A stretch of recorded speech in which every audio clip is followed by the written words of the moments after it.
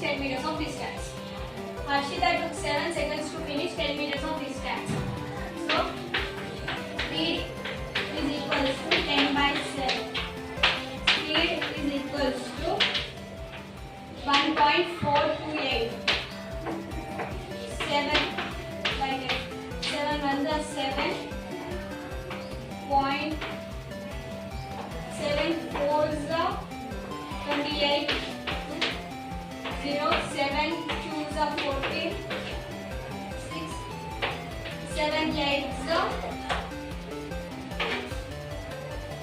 1.428. So Harshita's speed is 1.428 to finish 10 meters of distance.